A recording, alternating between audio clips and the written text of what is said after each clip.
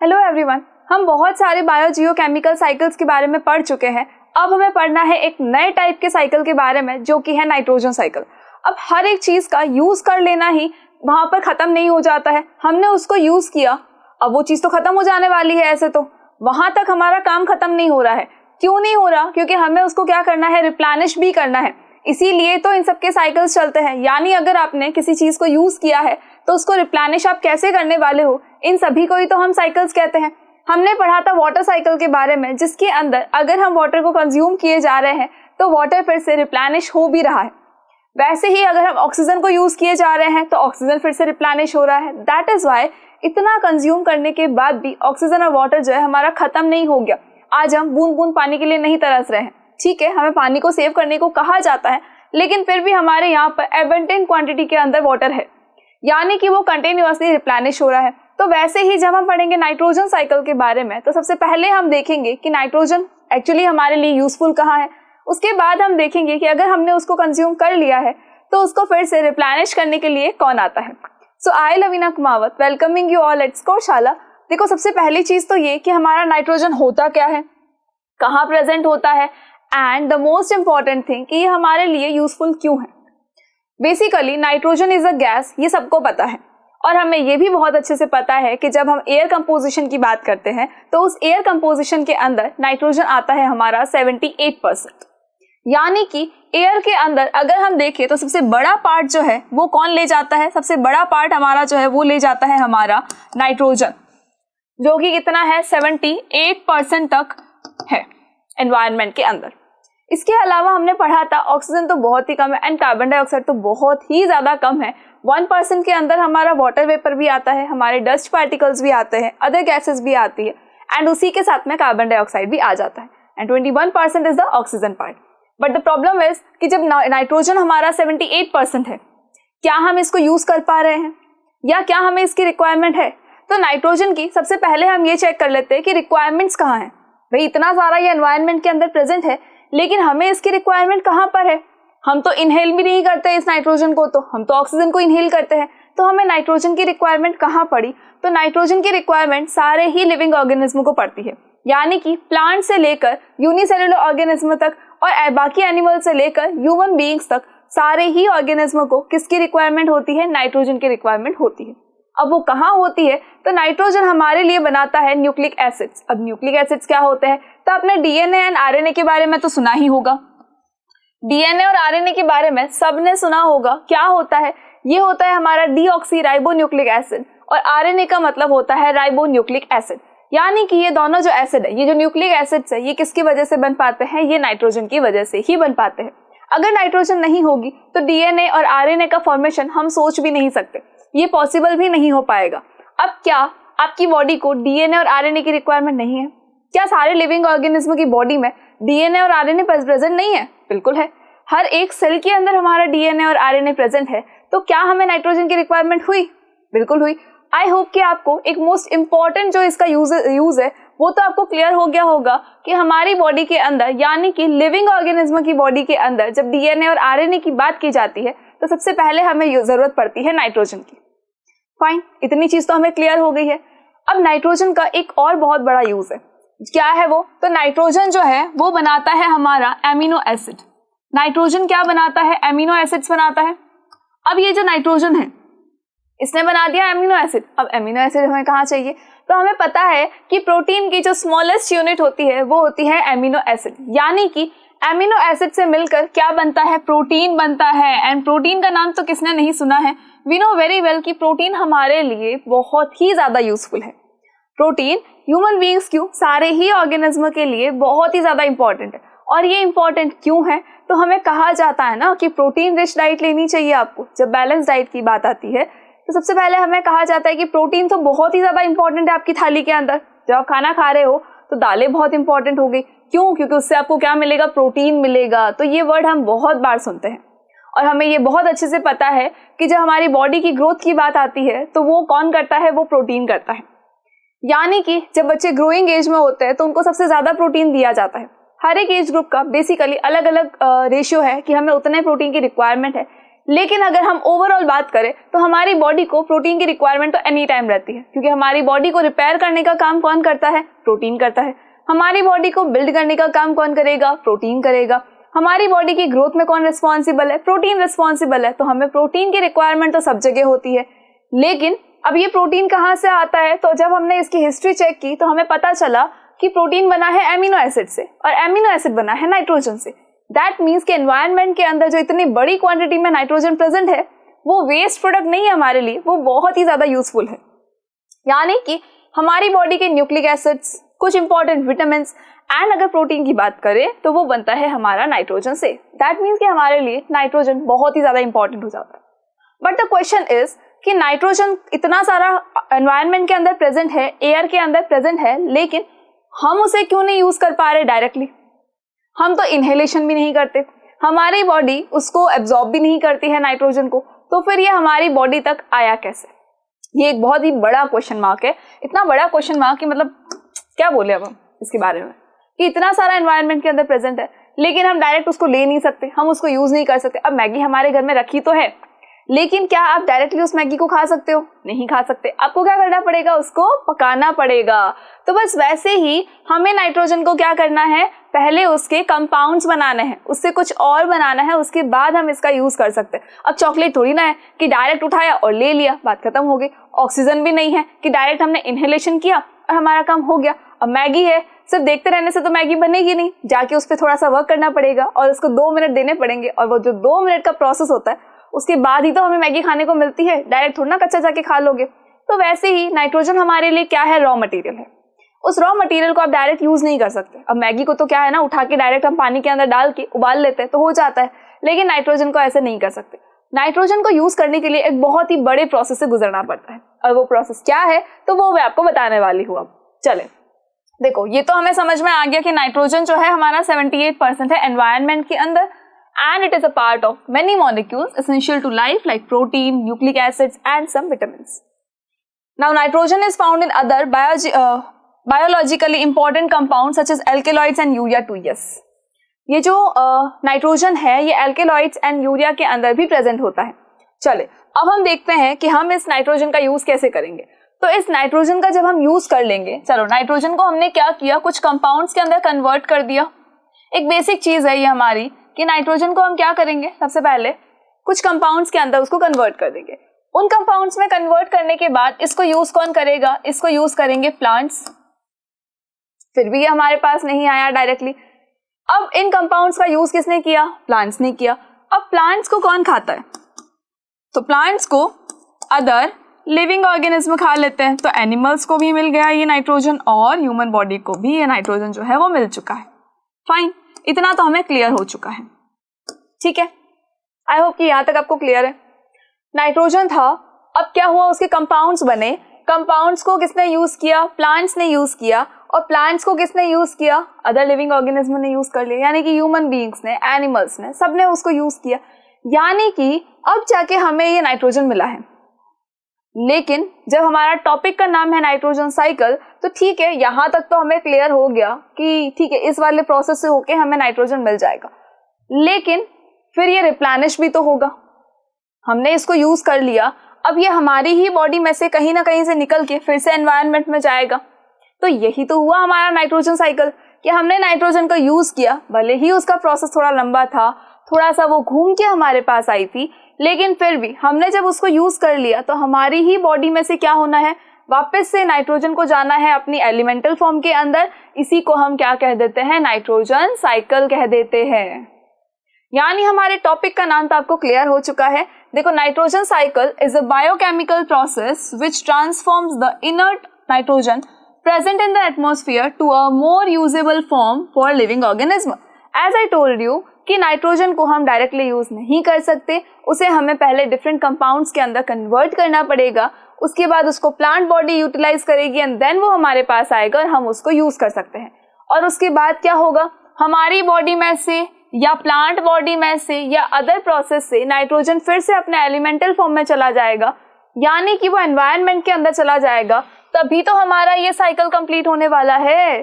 तो इसी को तो हम कहते हैं हमारा नाइट्रोजन साइकिल। अब आते हैं इस नाइट्रोजन साइकिल के सारे स्टेप्स पे। कि कैसे हमारा नाइट्रोजन कंपाउंड्स में कन्वर्ट हुआ, कैसे उसको प्लांट्स ने लिया और कैसे वो हमारे तक पहुंचा, और उसके बाद ये रिप्लेनिश कैसे हो गया, फिर से ये एनवायरनमेंट तक कैसे पहुंच गया। तो सबसे पहला हमारा जो स्टेप है वो क्या है, नाइट्रोजन जो है वो कन्वर्ट किस में होने वाला है, कंपाउंड्स में कन्वर्ट होने वाला है। लेकिन कैसे? The most important question is कि हमारी बॉडी इसको कंपाउंड में यूज नहीं कर, डायरेक्टली कन्वर्ट नहीं कर सकती, अदर लिविंग ऑर्गेनिज्म इसको कन्वर्ट नहीं कर सकते। प्लांट बॉडी तो खुद भी इसके कंपाउंड्स के ऊपर डिपेंडेंट है भाई, कि कंपाउंड्स बनेंगे तब जाके हम उसको यूटिलाइज करेंगे, हम उसे यूज करेंगे। तो द क्वेश्चन इज कि नाइट्रोजन जो है वो कंपाउंड्स में कैसे कन्वर्ट होगा, ये तो एक बहुत बड़ा क्वेश्चन हो गया। तो इसके लिए भी नेचर ने बहुत सारे यूनिसेल्युलर ऑर्गेनिज्म, यानी कि कुछ ऐसे ऑर्गेनिज्म हैं जिनको कि ये ठेका दे रखा है कि बेटा आपको क्या काम करना है, नाइट्रोजन को इसके कंपाउंड्स के अंदर कन्वर्ट करना है, और उसके बाद आपका जो लिविंग ऑर्गेनिज्म है वो ऑटोमेटिकली उसको यूटिलाइज कर लेंगे, फिर रिप्लेनिश कर लेंगे। लेकिन आपका काम क्या है, आपका काम है कि नाइट्रोजन को कंपाउंड्स के अंदर कन्वर्ट करना। ये काम हमने किसी को नहीं दिया है, ये इस काम के लिए नेचर ने ही अपॉइंट किए हैं कुछ ऑर्गेनिज्म को। अब वो कौन से ऑर्गेनिज्म है, तो देखो मैं एक नाम आपको बता देती हूँ कौन से है वो है लेगुमिनस प्लांट के अंदर रहने वाले राइजोबियम। आपने बहुत बार ये नाम सुना होगा, 8th स्टैंडर्ड में तो सुना ही होगा कि राइजोबियम नाम का एक बैक्टीरिया होता है, और वो राइजोबियम क्या करता है, राइजोबियम नाम का एक बैक्टीरिया है, और ये राइजोबियम कहाँ रहता है, ये लेगुमिनस प्लांट्स के अंदर रहता है, यानी कि उनकी रूट्स के अंदर रहता है।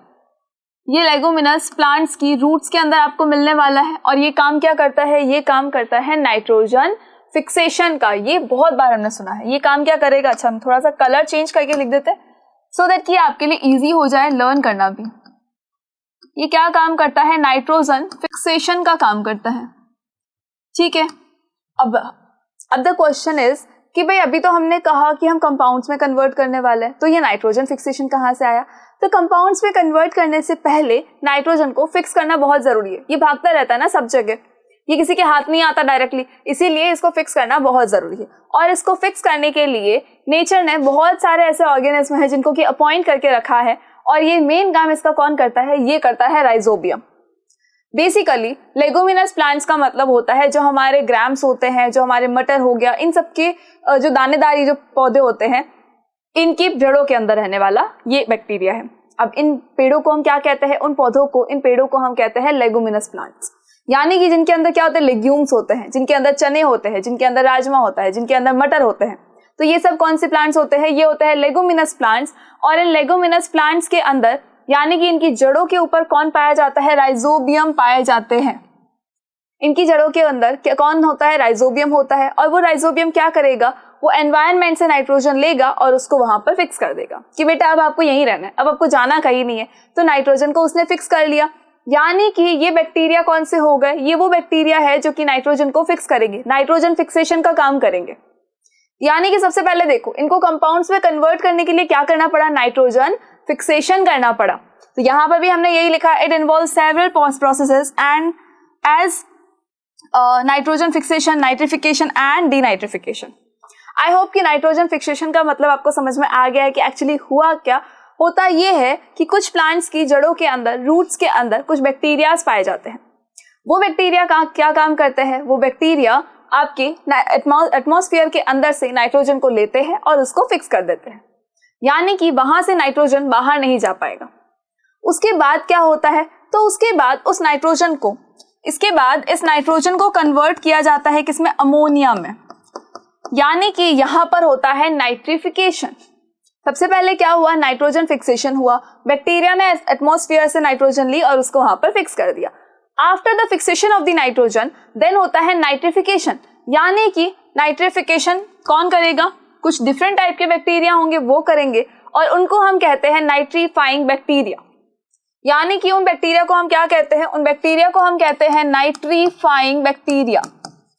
नाइट्रीफाइंग बैक्टीरिया हम उनको कहते हैं। अब ये जो नाइट्रीफाइंग बैक्टीरिया है, ये क्या करते हैं, नाइट्रोजन के कंपाउंड्स बनाने में हेल्प करते हैं, यानी कि उसका नाइट्रिफिकेशन करते हैं।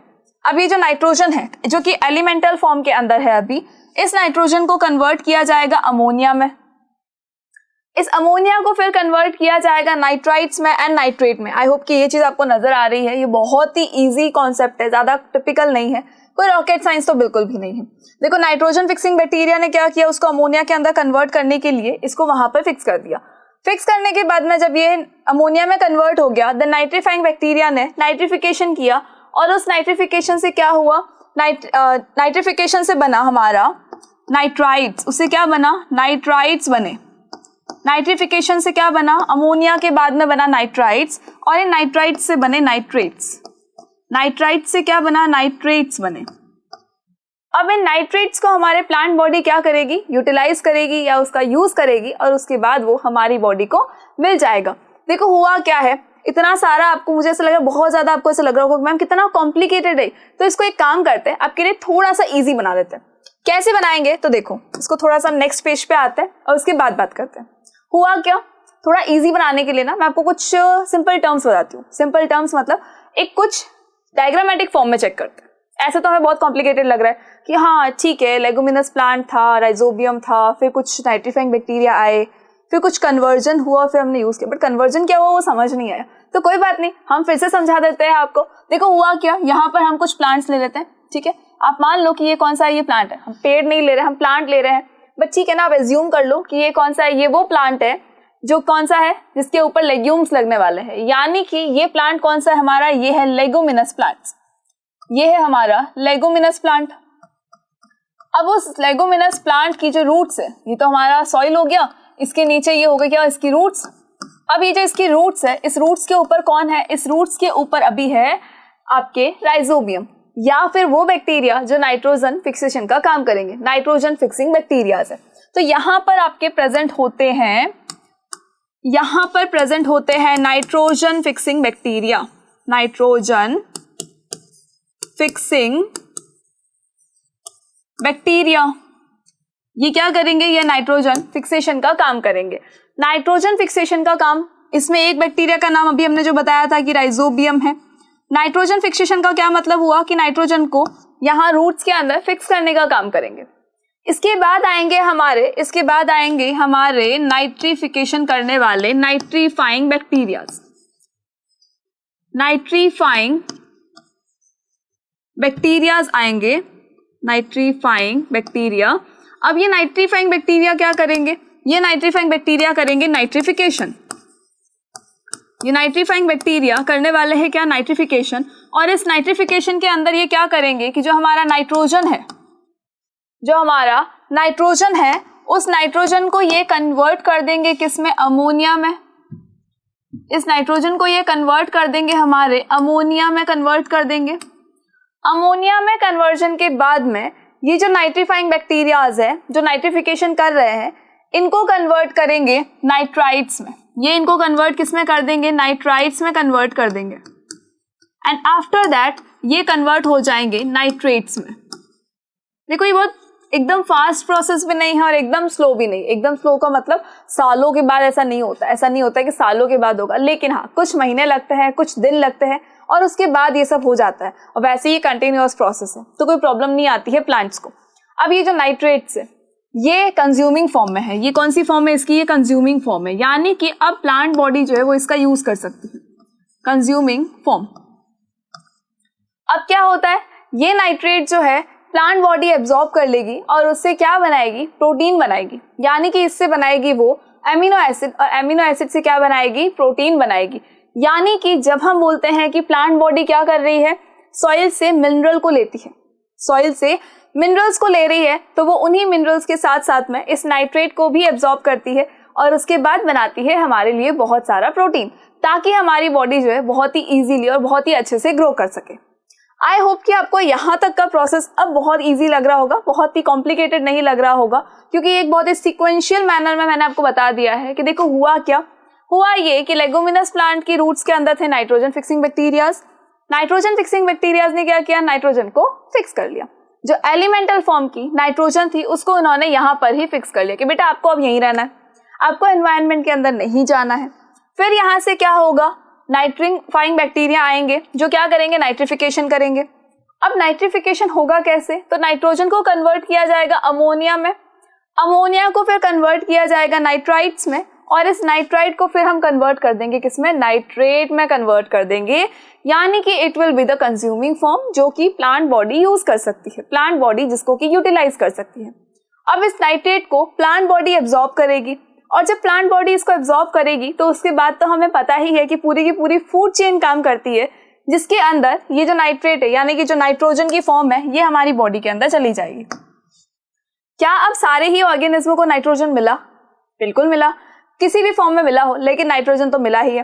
प्लांट से क्या होगा, देखो प्लांट्स को कौन लेगा, प्लांट्स को लेने वाले हैं हमारे हर्बीवोर्स, हर्बीवोर्स को खाने वाले कौन है, हमारे कार्निवोर्स है, और उसके बाद कार्निवोर्स को भी और कौन खाएगा, और डिफरेंट टाइप के कार्निवोर्स खा लेंगे। यानी कि हुआ क्या, ये फूड चेन स्टार्ट हो गई। और अब इस फूड चेन के अंदर क्या प्रेजेंट है, इस फूड चेन के अंदर अब नाइट्रोजन भी प्रेजेंट है, बिकॉज प्रोटीन तो सारे ही सबके अंदर ही होता है, ऐसा नहीं है कि किसी एक ऑर्गेनिज्म में होगा लेकिन दूसरे में नहीं होगा। आई होप कि आपको इतनी चीज तो क्लियर हो गई है कि एक्चुअली हुआ क्या, हमारी बॉडी ने नाइट्रोजन को किस तरह से यूज किया। ठीक है, लेकिन अब बात आती है कि हमने इसको यूज कर लिया, कोई प्रॉब्लम नहीं है, बट अब फिर से ये एनवायरनमेंट में कैसे जाएगा। तो हमने अमोनिया का नाम कहीं और भी सुना है, कहाँ सुना है तो वो तो आप सोचिए एक बार कि कहाँ सुना है, फिर मैं आपको बताती हूँ कि आपने कहाँ सुना है, अगर आपको याद नहीं आता है तो। देखो हुआ क्या, आपकी बॉडी ने उसको यूज कर लिया, अब सबकी बॉडी के अंदर क्या प्रेजेंट है, नाइट्रेट्स प्रेजेंट है। नाइट्रेट्स प्रेजेंट है मतलब नाइट्रोजन की कोई ना कोई फॉर्म प्रेजेंट है। ठीक है, बात क्लियर हो गई कि हमारी बॉडी में, जैसे हमारी बॉडी में ऑक्सीजन है, जैसे हमारी बॉडी में वाटर है, जैसे हमारी बॉडी में कार्बन डाइऑक्साइड है, वैसे अभी नाइट्रोजन भी प्रेजेंट है। लेकिन अब इस नाइट्रोजन को फिर से अगर एनवायरनमेंट के अंदर आना है तो हमारी बॉडी में से ही जा सकता है, किसी ऑर्गेनिज्म की बॉडी में से ही जा सकता है, उसके अलावा तो कहाँ से जाएगा, रिप्लेनिश कैसे होगा। तो होता ये है कि जो हमारी बॉडी यूरिया की फॉर्म में वेस्ट प्रोडक्ट बाहर निकालती है, यूरिया एंड स्टूल की फॉर्म में जो हमारी बॉडी वेस्ट प्रोडक्ट बाहर निकालती है, आपको पता होगा कि उसके अंदर प्रेजेंट होता है अमोनिया।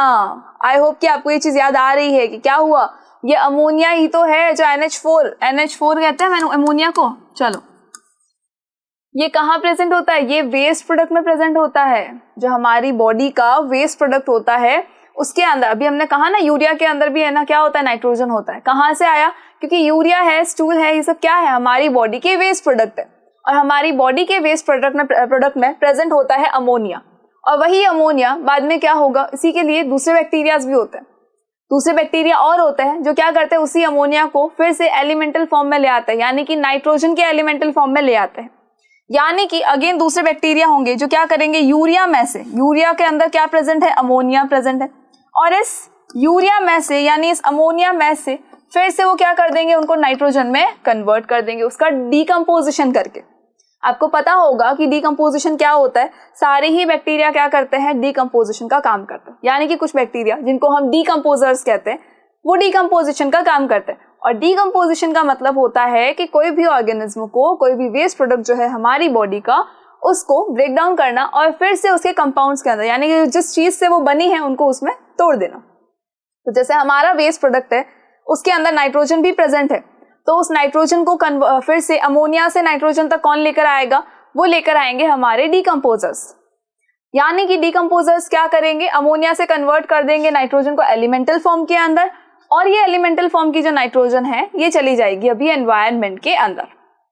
तो यानी एक प्रोसेस तो ये हुआ हमारी बॉडी में से नाइट्रोजन को रिप्लेनिश करने का। अब सेकेंड थिंग क्या होती है, कितना भी आप वेस्ट प्रोडक्ट निकाल लो लेकिन फिर भी क्या होगा, हमारी बॉडी के अंदर नाइट्रोजन तो प्रेजेंट है। अब होगा ये कि जब भी कोई लिविंग ऑर्गेनिज्म डेड हो जाता है, यानी कि जो डेड बॉडी है लिविंग ऑर्गेनिज्म की या एनिमल की या अदर किसी की, यानी प्लांट बॉडी भी तो डेड होती है, डेड लिविंग ऑर्गेनिज्म, चलो हम सिर्फ लिविंग ऑर्गेनिज्म लिख देते हैं। अब वो चाहे कोई भी ऑर्गेनिज्म हो, चाहे प्लांट हो, चाहे एनिमल हो, चाहे ह्यूमन बीइंग हो, जो डेड ऑर्गेनिज्म होता है इनका भी क्या किया जाता है, डीकम्पोजिशन होता है, इनका भी डीकम्पोजिशन होगा। और उस डीकम्पोजिशन के टाइम पे जो हमारी बॉडी में नाइट्रेट है या अमोनिया है उसको फिर से नाइट्रोजन के एलिमेंटल फॉर्म के अंदर लाया जाएगा और उसे फिर से एनवायरनमेंट के अंदर रिलीज कर दिया जाएगा, जिससे क्या होगा, ये फिर से कहाँ पहुंच जाएगी, नाइट्रोजन हमारे एनवायरनमेंट के अंदर पहुंच जाएगी। इसीलिए नाइट्रोजन का भले हम कितना भी यूज कर रहे हैं लेकिन फिर भी वो एनवायरनमेंट के अंदर से खत्म नहीं हो गई है। ऐसा नहीं है कि पहले तो थी 78%, पहले कितनी थी, ये 78% थी और अब ये कम होके आ गई है 70% तक, या फिर ये आ गई है 60% तक। तो ऐसा तो बिल्कुल नहीं होता है, बिल्कुल पॉसिबल नहीं है ये तो। नाइट्रोजन जो थी 78% थी और 78% अभी भी है। क्यों है? बिकॉज जितना हम उसको कंज्यूम किए जा रहे हैं उतना ही फिर से वो रिप्लेनिश भी हो रही है। The first process is our waste product, जो भी हमारा वेस्ट प्रोडक्ट है उस पर डीकम्पोजर्स काम करेंगे और उसमें से क्या निकलेगा? नाइट्रोजन निकलेगा, जो कि एनवायरनमेंट के अंदर रिलीज कर दिया जाएगा। सेकेंड थिंग क्या होती है, जब कोई बॉडी डेड हो जाती है, जब कोई एनिमल, कोई ऑर्गेनिज्म, कोई प्लांट बॉडी जब वो डेड हो जाएगी तो उसका भी डीकम्पोजिशन होगा और आफ्टर डीकम्पोजिशन फिर से उसको किस में कन्वर्ट कर दिया जाएगा? हमारे नाइट्रोजन को एलिमेंटल फॉर्म के अंदर कन्वर्ट कर दिया जाएगा, सो दैट कि वो फिर से एनवायरनमेंट के अंदर चला जाए और फिर से रिप्लेनिश हो जाए। आई होप कि आपको इतनी चीज अभी क्लियर हो चुकी है ना, इसमें कोई भी डाउट नहीं होने वाला है। But still if you have any kind of doubt, आप मुझे कमेंट सेक्शन के अंदर बता सकते हैं कि ये डाउट है, तो मैं डेफिनेटली वो आपको क्लियर करूंगी। चले अब फिर से आते हैं हमारे थ्योरी पार्ट पे, फिर हम इसके ऊपर आ जाते हैं। देखो हमने 3 चीजें पढ़ी थी, यहाँ हमने 3 वर्ड देखे थे। फर्स्ट वर्ड क्या था? Nitrogen fixation. सेकेंड वर्ड क्या है? Nitrification. And the third one is denitrification. तो जो अभी हमने कहा ना, डीकम्पोजिशन होगा, फिर से अमोनिया जो है वो नाइट्रोजन में कन्वर्ट हो जाएगा, नाइट्रोजन की एलिमेंटल फॉर्म में आ जाएगा और फिर से एनवायरनमेंट के अंदर रिलीज कर दिया जाएगा। इसी प्रोसेस को हम कहते हैं डीनाइट्रिफिकेशन। फर्स्ट हमने पढ़ा था नाइट्रोजन फिक्सेशन, नेक्स्ट सेकेंड हमने पढ़ा नाइट्रिफिकेशन, यानी इस नाइट्रोजन को फिक्स होने के बाद में उसके कंपाउंड्स बनाना, उससे नाइट्राइट्स बनाना और nitrates banana, that is nitrification. जब वो बन चुके, हमने कंज्यूम कर लिया, आफ्टर कंजप्शन जब हम उसको फिर से एनवायरनमेंट के अंदर रिलीज कर रहे हैं नाइट्रोजन को, यानी अमोनिया से फिर से नाइट्रोजन बनेगा और वो रिलीज हो जाएगा एनवायरनमेंट के अंदर, इस प्रोसेस को हम कहते हैं डीनाइट्रिफिकेशन। आई होप कि अब आपको ये तीनों वर्ड्स बहुत ही अच्छे से क्लियर हो गए होंगे। चलिए इन तीनों के प्रोसेस से क्या होता है? इन तीनों प्रोसेस से होता है हमारी जो नाइट्रोजन साइकिल है वो कंटिन्यूअस चलती रहती है।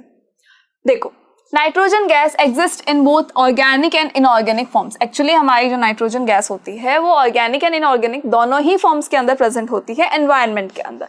ना organic nitrogen exist in the living organism and they get passed through the food chain by the consumption of other living organism as, ठीक है, ये तो हमने पढ़ लिया अभी कि क्या हुआ। जो ऑर्गेनिक नाइट्रोजन थी वो देखो क्या होगा, यहाँ से एटमॉस्फेयर से नाइट्रोजन आई हमारे पास में। चलो इसकी बात हम बाद में करेंगे, हम सिर्फ ये देख लेते हैं कि नाइट्रोजन कहाँ से आ रही है हमारे पास में। ये आ रही है एटमॉस्फेयर से और यहाँ पर आ रही है।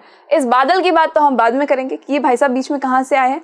अभी तो हम ये देख लेते हैं कि हमारी जो ऑर्गेनिक नाइट्रोजन है, हमने इसको ऑर्गेनिक क्यों कहा? बिकॉज ये लिविंग थिंग से रिलेटेड है।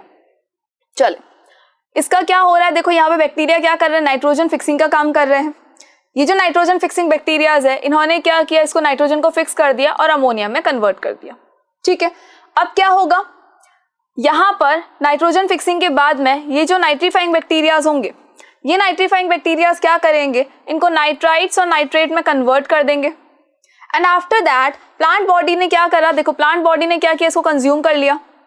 प्लांट बॉडी के कंजप्शन के बाद में हम भी तो प्लांट बॉडी को ही कंज्यूम कर रहे हैं, चाहे वो एनिमल है चाहे वो लिविंग ऑर्गेनिज्म कोई भी होगा, प्लांट पर ही तो डिपेंडेंट है। अब यहाँ से क्या हुआ, यहाँ से फिर से हमारी बॉडी ने क्या किया, वेस्ट प्रोडक्ट निकाला। इन्होंने भी देखो यहाँ से क्या किया, काऊ डंग निकाला, और ये जो काऊ डंग है इसके अंदर क्या प्रेजेंट है, अमोनिया प्रेजेंट है। और ये अमोनिया फिर से क्या होगा, डीनाइट्रीफाइंग होगा। इसका क्या हो जाएगा, डीनाइट्रिफिकेशन होगा। बिकॉज कौन करेगा, डीनाइट्रीफाइंग बैक्टीरिया करेंगे। किसका करेंगे, ये करेंगे वेस्ट प्रोडक्ट का। कौन सा वेस्ट प्रोडक्ट, जो हमारी बॉडी में से या जो अदर एनिमल की बॉडी में से निकलेगा। यानी कि इनका काऊ डंग हो गया, हमारा यूरिया हो गया, हमारा स्टूल हो गया।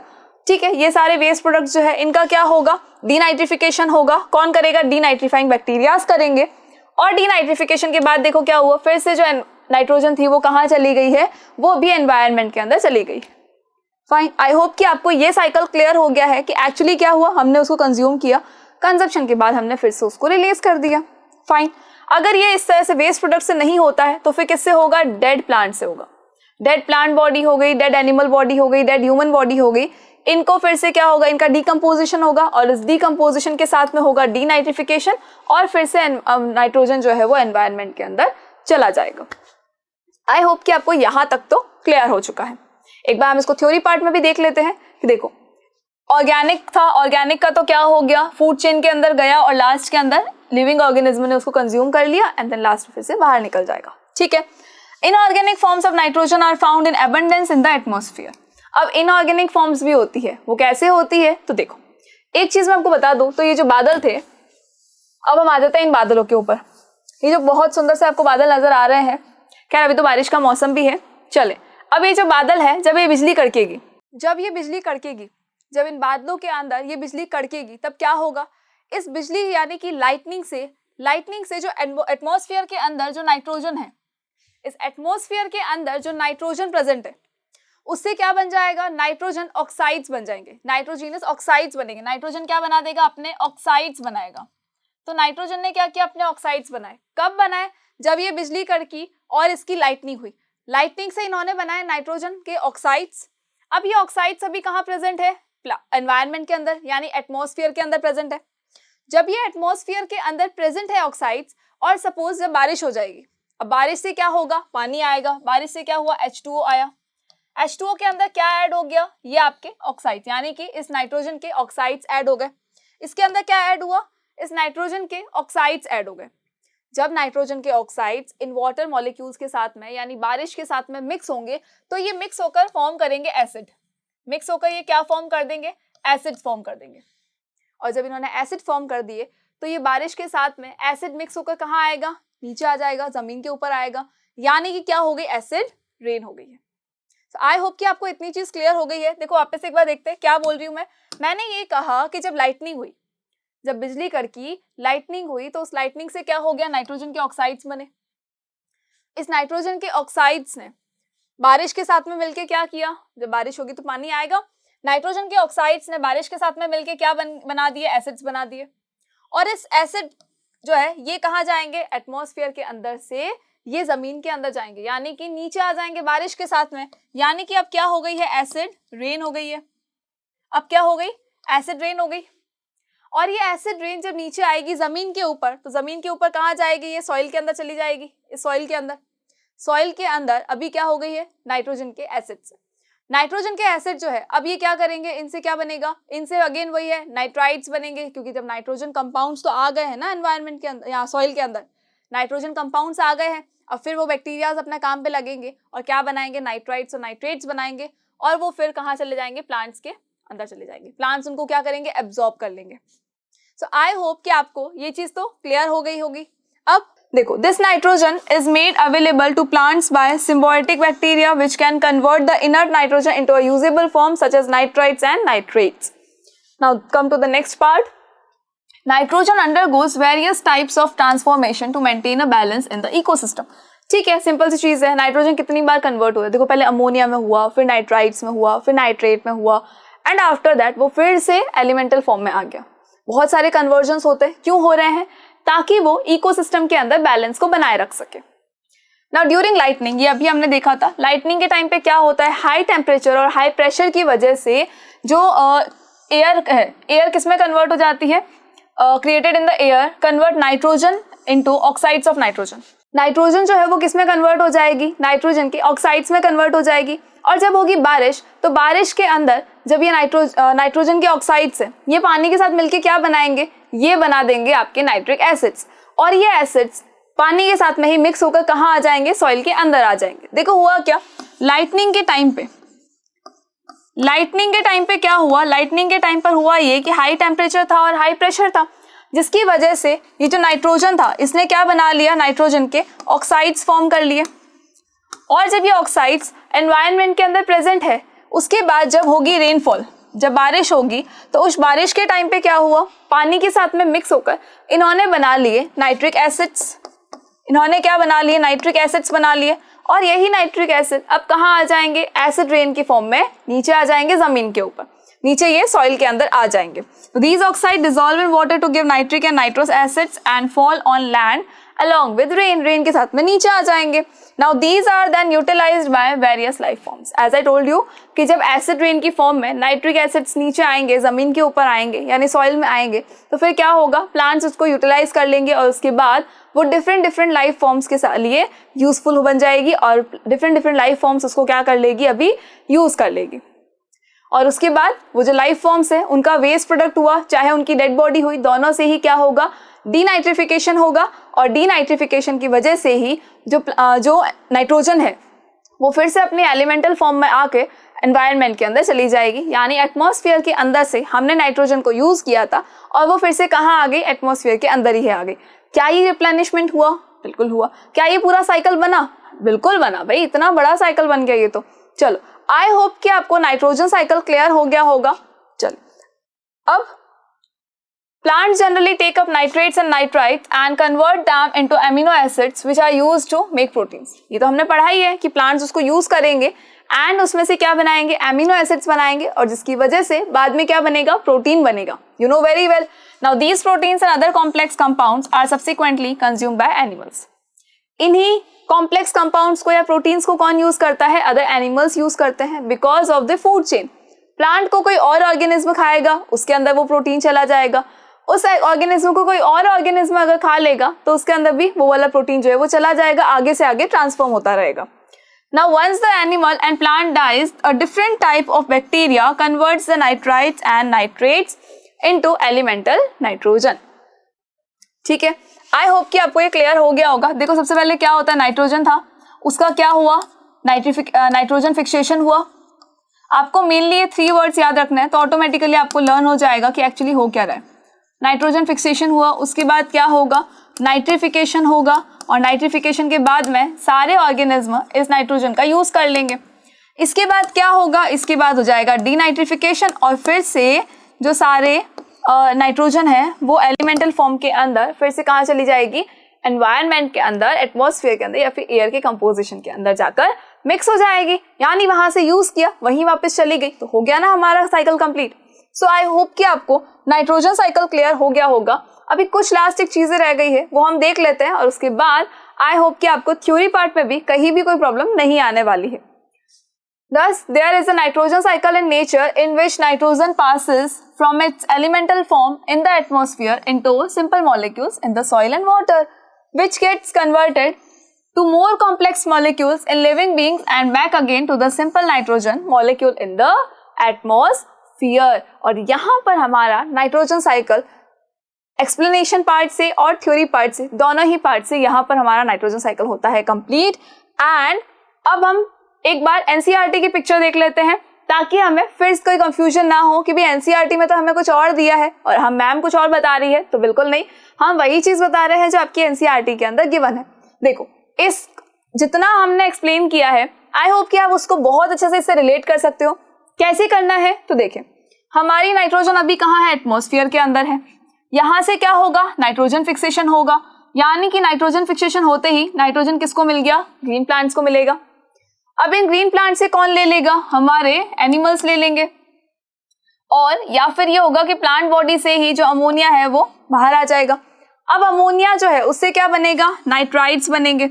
एनिमल ने यूज किया तब भी तो क्या होगा, उसके वेस्ट प्रोडक्ट से भी क्या बनेगा, अमोनिया आएगा बाहर, और वही अमोनिया नाइट्रेट में कन्वर्ट होकर लास्ट के अंदर देखो नाइट्राइट्स और नाइट्रेट में कन्वर्ट होने के बाद फिर कहाँ चला जाएगा, हमारे एटमॉस्फेयर के अंदर चला जाएगा। ठीक है, अब अगर यहाँ से डायरेक्ट हमारा नाइट्रिफिकेशन हो जाता है, कैसे होगा, तो लाइटनिंग के दौरान होगा। लाइटनिंग की वजह से क्या होगा, नाइट्रिफिकेशन होगा। इस नाइट्रिफिकेशन के बाद में क्या बनेंगे, नाइट्रेट्स बनेंगे, और लास्ट में क्या हो जाएगा, डीनाइट्रिफिकेशन। और इस डीनाइट्रिफिकेशन की वजह से ही जो नाइट्रोजन है वो फिर से कहाँ चली जाएगी, हमारे एटमॉस्फेयर के अंदर चली जाएगी। सो आई होप कि आपको एनसीईआरटी की पिक्चर भी क्लियर हो गई होगी। Now in the next video we will deal with the carbon cycle. हमने नाइट्रोजन साइकिल पढ़ लिया, ऑक्सीजन साइकिल हमने पढ़ लिया है, वाटर साइकिल भी हमने पढ़ लिया है, और अब हम देखेंगे किसको, हम देखेंगे हमारे कार्बन साइकिल को। Thank you so much.